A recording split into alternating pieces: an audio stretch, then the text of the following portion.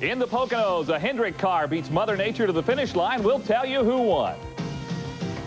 In Detroit, Robbie Gordon saves gas and wins in the Motor City. And in Canada, it's an Italian celebration at the Canadian Grand Prix. Those are the headlines for the PM edition of Race Day for June 11th, 1995.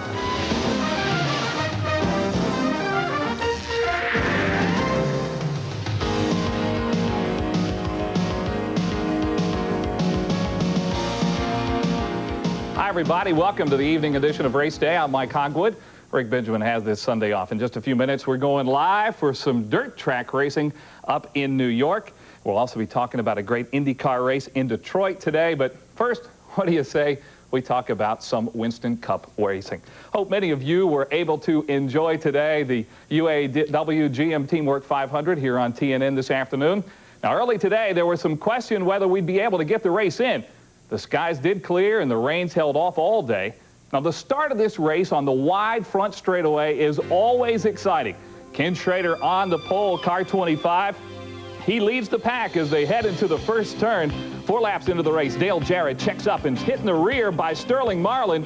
Jarrett went to the garage for repairs and was out for much of the race. There were 11 lead changes in the first 100 laps. One of those out front was Bobby Hamilton, who put Richard Petty's Pontiac in the front of the field. Another strong driver early was Sterling Marlin, who went to the front. He dominated the race before the race was 25 laps old. Marlin led for 21 laps. Then after pit stops, Jeff Gordon takes over. Gordon's machine dominated most of the day. The only other car able to keep up was Hut Strickland, who moved into second place. Gordon was the leader at the halfway point. His lead was so dominant he made a pit stop under green and still maintained the lead. Last week's winner, Kyle Petty, was moving through the field when he blew a motor shortly after the halfway point. With 12 laps left, Rusty Wallace spins. The number 2 Ford didn't hit the wall, but he did go a lap down and out of contention. There was no caution. Caution did come out with 10 laps left. Pancho Carter hits the wall. The 3 drivers from the Rick Hendrick stable, Gordon, Terry Labonte, and Ken Schrader were 1, 2, and 3 in the field on the restart. Gordon misses a gear. Labonte takes evasive action and the lead. Terry Labonte would go on to win the race at Pocono today. And as we take a look at the results, Ted Musgrave, another great run, finishing second. Pole sitter Ken Schrader third. Sterling Marlin, a consistent run today. And Hut Strickland proving to everyone he's not washed up as a driver. And now our Speed Stick Points Update, brought to you by Minute. Dale Earnhardt finished in the top 10 today and maintains his point lead over Sterling Marlin. Teammates Ted Musgrave and Mark Martin actually traded places. There's much more to come on this PM edition of Race Day. When we come back, we'll have open wheel action from Indianapolis Raceway Park. And we'll have the Indy cars run through the park, Belle Isle Park in Detroit. Stay tuned. We are just getting started.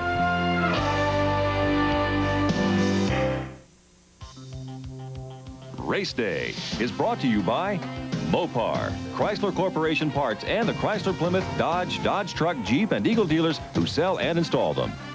By Jiffy Lube. If it doesn't say Jiffy Lube, it just isn't Jiffy Lube. By Speed Stick by Menon. Like you, it never quits.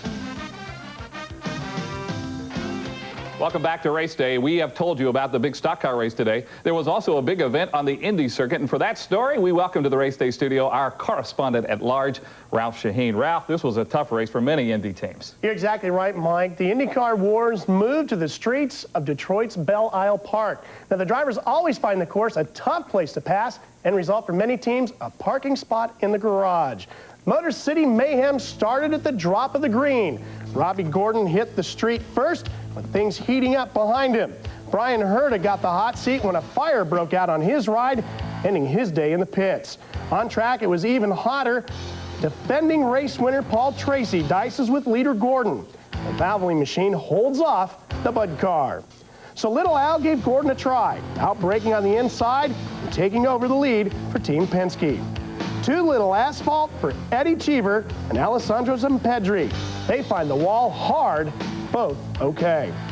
The traffic mischief wasn't over yet. Eric Bachelard's front wing is clipped, and he slides into the tires.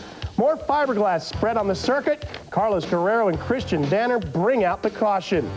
The only guys not having trouble, the street cleaners sweeping up all the debris on the circuit. Tracy, trying to catch Gordon, escapes a disaster situation with Jacques Villeneuve, as the Indy 500 winner does a great job of saving it in close quarters. The race was won in the pits. Gordon beat Jimmy Vasser and Scott Pruitt out of the pits to become the Motor City Madman. Picking up his season's second win, Jimmy Vasser picks up his best finish of 95. Little Al rounded out the top 5. Paul Tracy crossed the line in 8th. Now, Mike, after 3 weekends of straight racing, the IndyCar guys are finally off for one. They'll pick it up in 2 weeks at Portland. Well, Ralph, I think after what Indy, Milwaukee, and Detroit, they deserve a little bit of time off.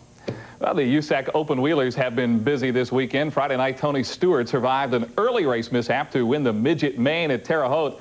Last night, Stewart switched from dirt to asphalt and moved up to the sprinters. For a battle at IRP, the action was hot at the half mile. Standing in Stewart's way, the always fast Eric Gordon in the yellow 26. The action got too hot back in the pack. Dave Darland and Billy Rose bumping in turn 1, and up and over they go. Jack Hewitt also involved. All 3 are okay. Back up front, leaders still battling for the top spot. Stewart tries the inside, and he slides up, and the 20 car now protects second from Kenny Irwin in the black 69. Less than 5 laps later, after his tires cooled, Stewart tries it again. This time, the Glenn Nibel prepared car makes the slide job and takes Irwin along, kicking Gordon back to third. From there, Stewart's number 20 walked away from the field, picking up the checkered flag. Kenny Irwin Jr. held on for second. Gordon third. Tice Carlson rounded out the top 5. Now, still to come on the evening edition of Race Day, we'll check in with the Dirt Modifieds, and we'll have all the ups and downs of a busy week for the World of Outlaw stars. Stay tuned for more of TNN Race Day.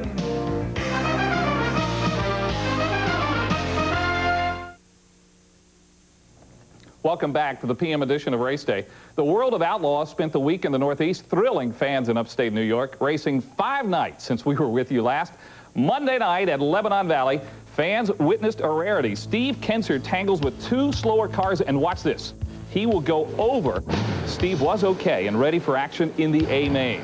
He ran in the top 5 while point leader Jacques Haldenchild, number 22, and Dave Blaney, number 10, would battle up at the front.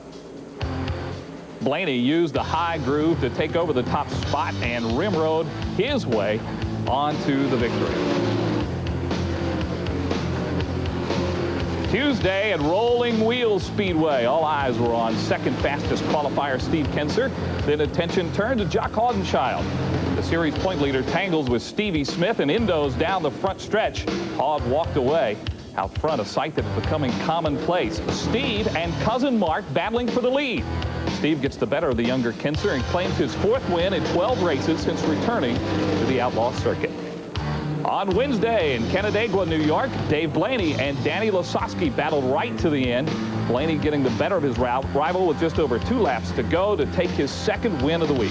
Thursday in Ransomville, New York, Stevie Smith rebounded from his Tuesday night flip to take his 2nd win of the year. And last night in Eldora, Ohio, Steve Kenser was back in the spotlight. Here he uses traffic and his patented low side slide job to take the lead from Dale Blaney, number 94. Then Steve would tangle with Joe Gertie. Now watch Gertie. He will hit the wall very hard. Collects Dale Blaney and Butch Schroeder, and finally Jacques Haldenchild.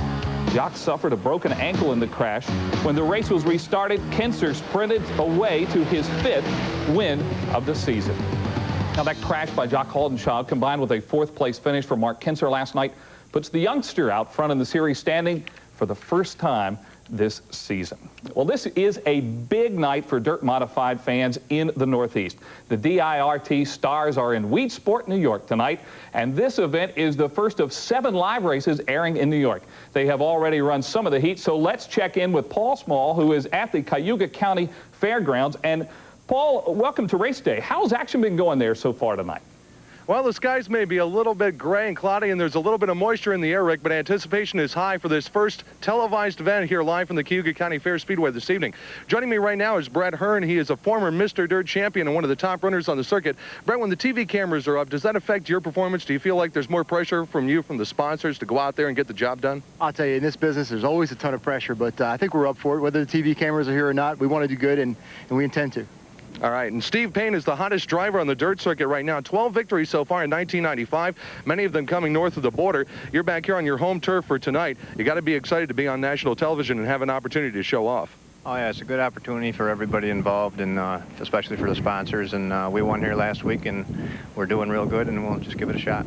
Now you're taking a little bit of a different tour north of the border this year, so you're the kind of the twin country star of the dirt circuit, if you will. Yeah, we're running Granby and Drummondville on Friday and Saturday for another team up there, and then we're running our own cars here in the Big Black Skull Series. All right, and let's go back to Brett. Brett, your season been kind of up and down as it was last season. Would a win tonight give you the turnaround and the momentum going into the midweek Skull Series special events to really perk things up for you this year? Well, you know, this is really coming into the most important part of the season for us with the Skull Supers Dirt Series starting this week. And we just got done running 6 nights in the last, or 6 races in the last 8 nights, and we've got 4 wins this week. So I'm pretty happy with it. Well, even though the weather may be less than ideal, everybody is excited and ready to roll for this special televised event, the first of 7 that will happen this year. That's all from Cayuga County. Let's go back to Mike in the Charlotte studios. All right, Paul, thanks a lot. You guys have had a great week of racing there. And we'll have all the highlights of what's happening there tonight on next week's morning edition of Race Day. And you can catch that DIRT action tonight on Prime. And as we go to break, here's a look at some of the TV listings that are of interest to the motoring enthusiast. Don't go away. We'll be right back.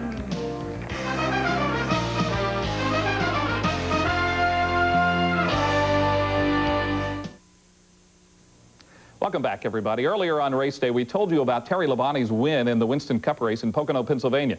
Labonte had a lot of challenges from some drivers who have never won before. But Glenn Jarrett tells us don't be surprised before some of these drivers find victory lane. Well, at Pocono again today, the changing of the guard continues to march forward. We see the people like Ted Musgrave, Hut Strickland, and Michael Waltrip, those guys that have never won a Winston Cup race, come ever closer and closer. Musgrave, another sterling performance. Second place today, had a real shot to win the race. Made a call late in the race with a 2-tire stop. It just didn't work out for him. Still an awfully fine run. I can't believe it's going to be too much longer before he captures that first Winston Cup run, that win, that moved him to 4th place in the Winston Cup standings. It's a brand new car, never seen a racetrack before, never tested it, brought it here to Pocono, and no practice on Saturday at all to come out with a 2nd place finish. That just tells you how bad them guys want to win and how hard they work in the shop to make sure everything is exactly right. Also another great run by Hut Strickland, the 26 Quaker State car, 3rd straight top 10. You know, for a driver who everybody wrote off and, you know, couldn't drive a lick, you know, hopefully we're kind of reproving ourselves a little bit here today. Michael Waltrip had his 4th straight top 10 today. These guys marching ever upward in the points, ever closer to that first Winston Cup win. 1, 2, or maybe 3 of them are going to get it this year. Thanks a lot, Glenn. Great job today up in Pocono. We'll see which one of those guys Glenn picks will be the first to break through. In other stock car racing news this weekend, the All-Pro Series was in Gainesville, Georgia, at Lanier Raceway. And now this 3/8 mile paved oval always puts on a good show. Some early bumping and banging. Mike Cope in the 44 car spins car 2, Steve Allison, bringing out a yellow flag. On the next lap, an angry Allison retaliates and takes out Cope in the 98 car of Jody Ridley. Wayne Willard was strong late in this event. He passes Shane Hall, and Hal Goodson takes the lead. Willard would hold that position, go on to take the checkered flag. Goodson made a strong move late to take 2nd place. Billy Bigley was 3rd. Shane Hall still managed to finish in the top 5 in Gainesville, Georgia. Also this weekend, the Southwest Tour at Saugus Speedway in California. They inverted the first 6 starters, which was just fine, with 6th fastest qualifier Harry Brady. His white number 3 used that advantage to lead the first 63 laps until tire trouble sidelined him in the Miller 100.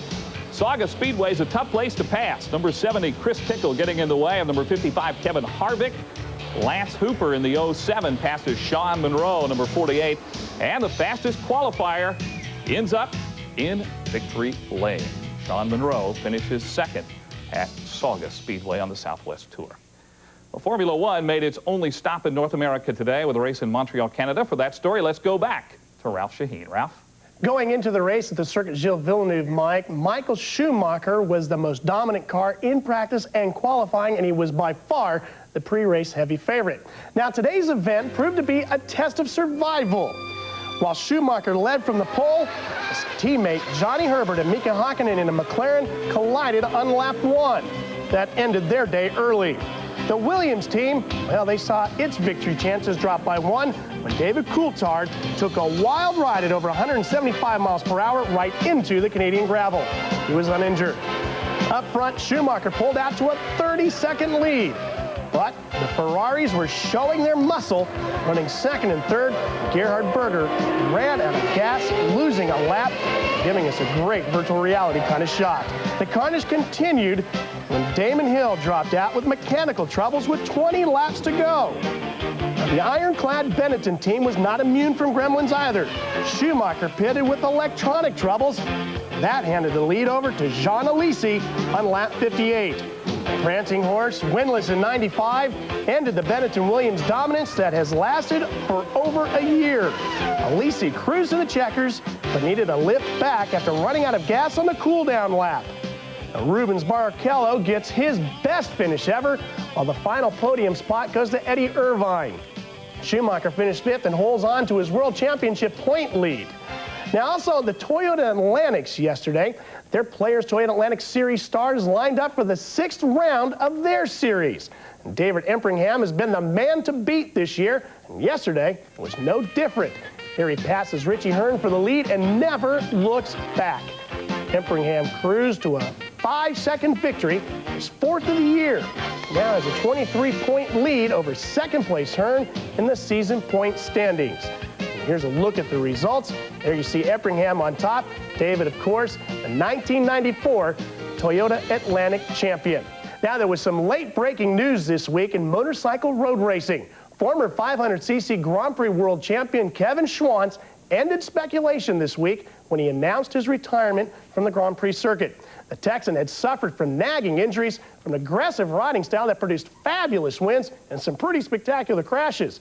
Schwantz is already eyeing a 4-wheel racing career. In fact, RaceDay has learned that Kevin has already tested a NASCAR super truck. His vacated Lucky Strike Suzuki GP ride will be filled by World Superbike champ, Scott Russell. The question now is, who replaces Russell on the Muzzy Kawasaki World Superbike team? Next week, we'll have a full report on the domino effect that's going on in motorcycle road racing, Mike. All right, thanks, Ralph. We look forward to that report next week. We still have plenty of more to come on this PM edition of Race Day. We are going to tell you about the NHRA finals taking place in Columbus, Ohio. And when we come back, we'll go to the Motor City for the SCCA Trans Am. Don't go away as Race Day rolls on.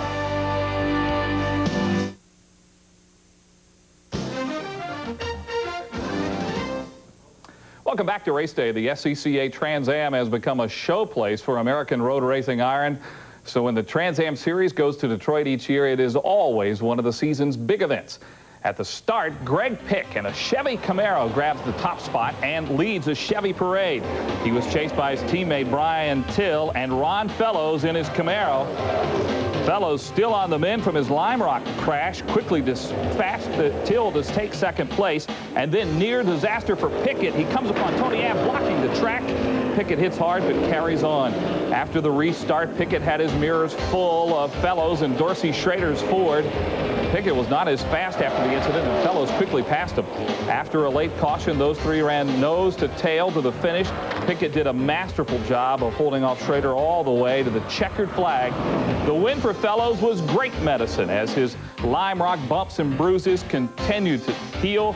5th place for rookie Rob Rizzo earns him a 2nd straight Rising Star Award. And it's time now to tell you about our Mopar Performer of the Week. Really no doubt about it, in Detroit today, Robbie Gordon, who's having a super season on the IndyCar circuit, won his 2nd race of the year, made great use of fuel mileage. Robbie Gordon today is our Mopar Performer of the Week. Now, we told you earlier, in Columbus, Ohio today, the Spring Nationals are being run. Now, they have had some rain there. We're not going to be able to show you highlights. They are still underway, but some of the matches that are going on, first of all, in Pro Stock, Warren Johnson is going up against Steve Schmidt. In Funny Car, John Force, who we told you on the AM edition would be the favorite. Force and Al Hoffman, that has been a big battle all season long and should be a great matchup. And in Top Fuel, Eddie Hill, we told you Scott Kalita was going to be very, very strong as well. So some great matchups there, and we will hopefully have some highlights on that next week. There is a rain delay in the NHRA race today. Well, that's all for our PM edition of Race Day. Thanks for being with us all day today, and hopefully you join us for our big race at Pocono. Next weekend promises to be a big weekend of motorsports, and of course we'll be right here to cover it all for you. The Winston Cup circuit is in Michigan. That is a super speedway that always provides some great highlights, and we will certainly have those for you next weekend. We'll preview the race on the AM edition and have highlights on the PM edition. And we will see you again next Sunday morning at 11:30 Eastern and next Sunday night at 7:30 for Race Day. So long, everybody.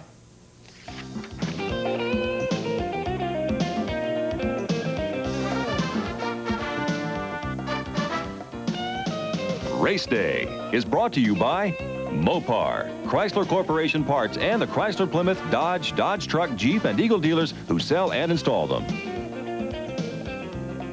Promotional fee and consideration have been paid by Racing Radios. For all of your business and racing communications needs, as well as scanners and frequency lists, call on Racing Radios at 1-800-669-1522. By Master Van and Trucks, the official van of Richard Petty Racing, authorized converter of Chevy, Dodge, and Ford. For the nearest dealer, call 1-800-883-6101.